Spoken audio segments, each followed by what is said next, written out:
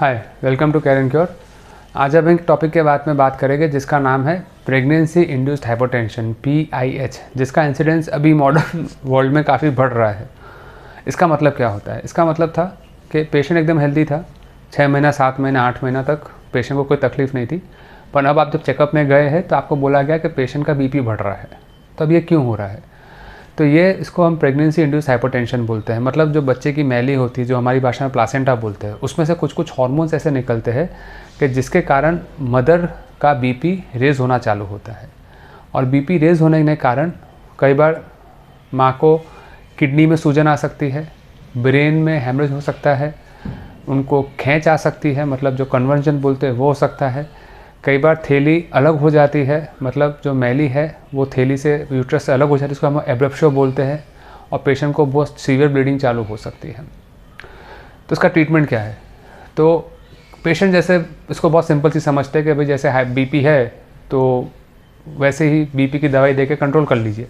But ये BP और जो एडल्ट का BP जो 40 साल 50 साल पे जो हाइपरटेंशन बोलते हैं उसमें बहुत फ़र्क है, क्योंकि वो हाइपरटेंशन क्रॉनिक बीमारी है और यहाँ पे आपकी बॉडी में कुछ टॉक्सिन्स पैदा हो रहे हैं जिससे आपका BP एलिवेट हो रहा है।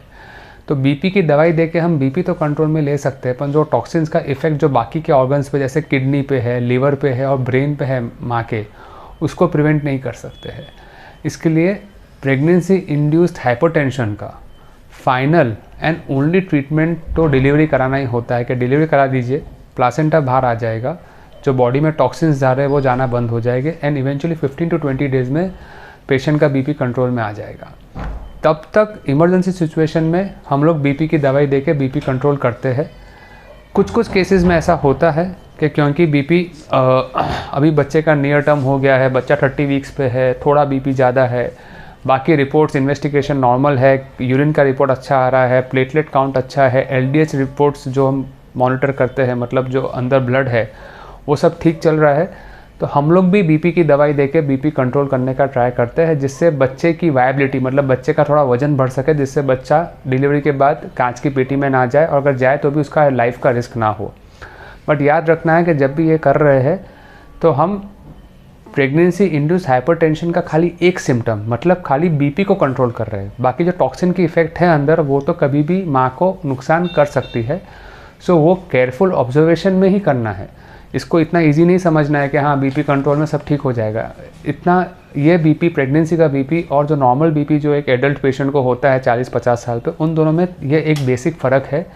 इसके लिए वापस मैं इन्फोर्स करूँगा कि प्रेगनेंसी इंड्यूस हाइपरटेंशन का ट्रीटमेंट इस डिलीवरी, प्लासेंटा को निकालो, बच्चे को निकालो। जब तक बच्चा मैच्योर ना हो जाए तब तक BP की दवाई से BP कंट्रोल कर सकते हैं, अगर और सब टॉक्सिन का इफ़ेक्ट जो है वो माँ के डैमेज नहीं कर रहा है।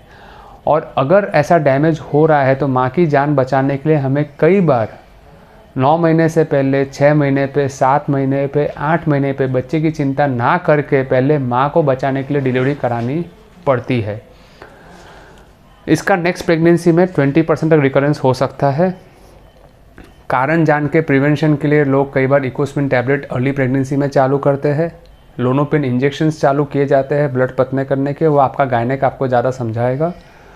और लॉन्ग टर्म लाइफ में जिन पेशेंट्स को प्रेगनेंसी में प्रेगनेंसी इंड्यूस्ड हाइपरटेंशन हुआ होता है, उनको आगे चल के अपने फ्यूचर लाइफ में नॉर्मल हाइपरटेंशन, मतलब क्रॉनिक हाइपरटेंशन बड़े वालों को वाला हो सकता है। तो उनको अभी से अपना डाइट और लाइफस्टाइल का ध्यान रखने की बहुत ज़रूरत है। Thank you.